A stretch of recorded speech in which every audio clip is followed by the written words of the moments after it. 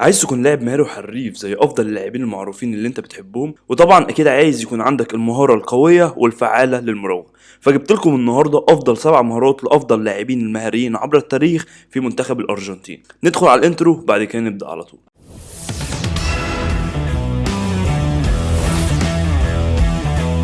السلام عليكم واهلا بيكم في فيديو جديد. النهارده هيكون فكره الفيديو من الافكار الرائعه جدا والحلوه جدا جدا.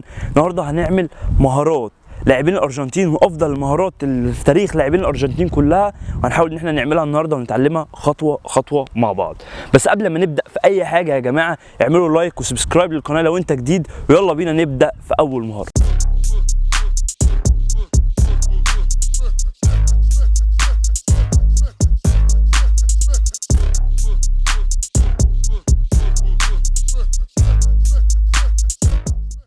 اول مهاره معانا هي مهاره مارادونا، مهاره من المهارات الحلوه جدا الرائعه جدا اللي استخدمها في مراوغه المدافع. عمل ايه؟ هو كان واقف كده على الطرف، تمام، عمل ستيب اوفر او اللي هي في خداع، حركه خداع على طول. هو عملها عشان انا بس ايمن هو عملها بالشمال، انا بلعب باليمين، فانا هعملها باليمين. هو عمل اول حاجه ستيب اوفر، الخصم قدامه او المدافع اللي قدامه راح معاه بالتمويه اللي هو راح بيه، يعني هو عمل كده فهو راح معاه، فراح رجع تاني، واول ما المدافع اللي قدامه رجع له كده تاني، راح هو خلاص ما هو رجع كده تاني، عقبال ما يرجع برضه فيها ثواني، الثواني دي يقدر ان هو يعدي فيها، فهو راح بذكاء راح واخدها الناحيه التانيه وعدى بكل سهوله. ودي حركه الصراحه جميله جدا وحلوه جدا، هي بس محتاجه ذكاء، كل المهارات محتاجه ذكاء. هو كل اللي عمله ان هو موه المدافع وبعد كده خدها بالرجل التانيه وعدى. طبعا دي تتحسب له حركه رائعه جدا. مارادونا من افضل لاعبين من افضل لاعبين العالم، فدي حاجه تتحسب له. ندخل دلوقتي على المهاره الثانيه ويلا بينا.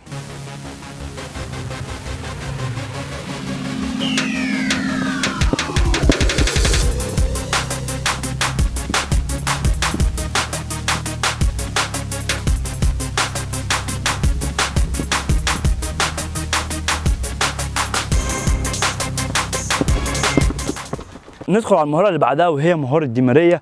الكوره كانت بتبقى مثلا ملعوبه بالعرض، يعني الكوره بتبقى ملعوبه مثلا كده، يبقى ظهره للمدافع فبيفضل يعمل فنتات، فاللي وراه المدافع اللي وراه غصب عنه بيروح معاه يمين وشمال، فاول ما يحس خلاص ان المدافع خلاص راح معاه في اتجاه، ياخدها في الاتجاه الثاني او الاتجاه المعاكس ويقدر يعدي على طول. تحاول تتعلم المهاره دي عده مرات عشان خاطر تقدر ان انت تتقنها وتقدر ان انت تحفظها وتقدر ان انت تتعود على الفنتات مع الحركه. يعني الفنت مع الحركه غير الفنت وانت واقف. الفنت مع الحركه بيبقى اصعب شويه، انت تقدر تدوغ خصمك ان انت بتروح يمين وشمال، فيضطر ان هو هيجي معاك يروح معاك يمين وشمال، فهي حركه سهله في الحته دي، تمام. هي مش صعبه ولا اي حاجه، هي محتاجه بس عده مجهود. ندخل على المره اللي بعديها، يلا بينا.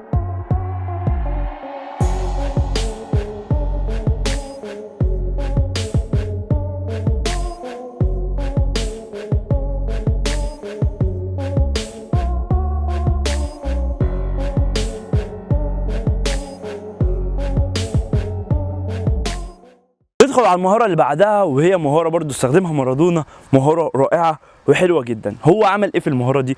هو كانت الكوره معاه، عمل ان هو هيباصي لزميله او هيرفع له، تمام، راح واخدها كده، الخصم اللي قدامه او المدافع اللي قدامه راح افتكر ان هو هيلعبها، راح نط كده، فهو خدها كده بسهوله.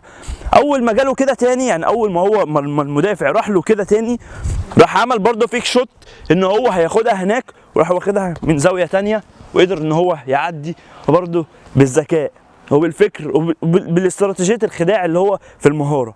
حاجات بسيطه جدا تقدر تعملها، حاجات بسيطه جدا تقدر ان انت تنفذها، مش شرط برضه تعمل الحركه دي بالظبط، بس ممكن باستراتيجيات تقدر تعملها تعدي بيها بسهوله، تمام. اهم حاجه تفكر ممكن تعمل دي، تتعود عليها ازاي، ان انت تتعود على الفيك شوت، تتعود على الفيك شوت كتير، تتعود على الفيك شوت كتير يمين وشمال عشان تقدر تعملهم بكل سهوله.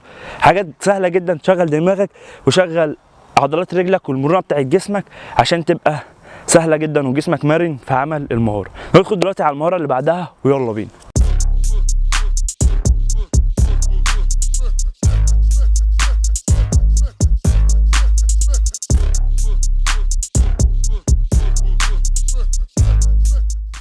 مهاره ميسي بادي فينت.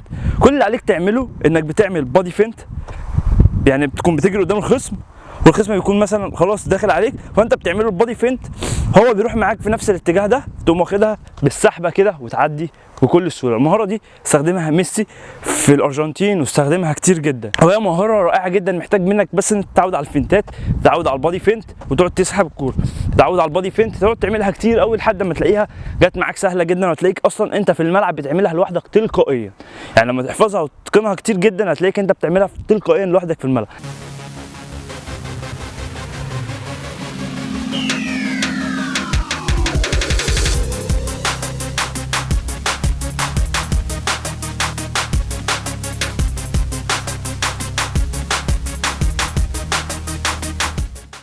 ندخل على المهاره اللي بعدها، وهي مهاره رائعه جدا وكويسه جدا لبرضه مارادونا. مهاره برضه شغل فيها دماغه واستخدم الذكاء بتاعه فيها. هو عمل ايه؟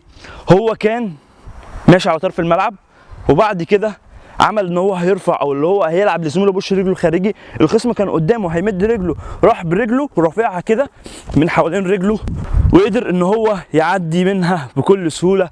والحركه كانت رائعه جدا جدا، وهي حركه كويسه زي ما قلت لكم. تعمل انت هتشوت، بعد كده ترفعها بوش رجلك الناحيه الثانيه تقدر تعدي بيها. حركه سهله جدا، استخدم وش رجلك هنا في رفع الكوره، تمشي بالكوره كده وترفعها، تتعود ان انت ترفعها من على الارض، تتعود انك ترفع الكوره من على الارض عشان تقدر تعدي بيها. وانت ماشي كده هو هيبقى ماشي جنبك، وحركه واحده كده تقدر تعدي. المراوغات سهله يا جماعه، تقدر تعملها، بس محتاجه منك برضو زي ما بقول لك تمرين كتير تشغيل الدماغ. ندخل دلوقتي على الحركه اللي بعديها ويلا بينا.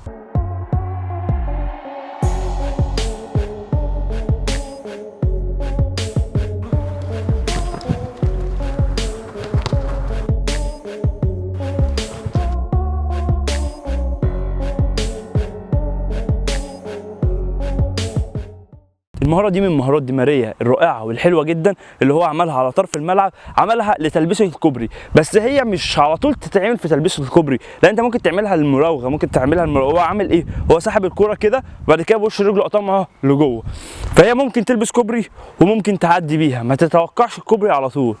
تمام؟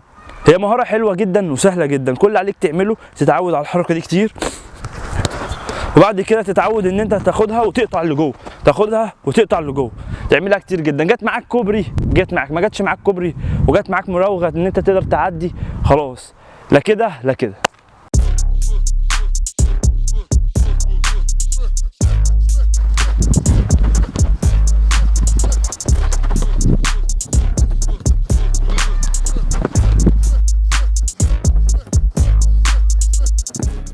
ندخل في المهاره دي وهي مهاره ستوب اند جو. مهاره ستوب اند جو دي انت بتبقى بتجري قدام الخصم ومره واحده بتقف، وهو بيقف معاك فبتقوم واخدها وجاري. هو بيقف معاك بيبقى متوقع ان انت هتعدي في الاتجاه كده او كده، فهو بيكون قافل لك الزاويه، فانت غصب عنك بتقوم واقف كده، فهو بيقف وتقوم جاري الناحيه الثانيه على طول. مهاره حلوه جدا، محتاجه الذكاء، محتاج انك تستخدمها بذكائك عشان تقدر تعملها كويس جدا جدا. وبكده خلص حلقتنا، يا رب تكون عجبتكم، ما تنسوش لايك وسبسكرايب للقناه، واشوفكم في فيديو جديد. سلام عليكم.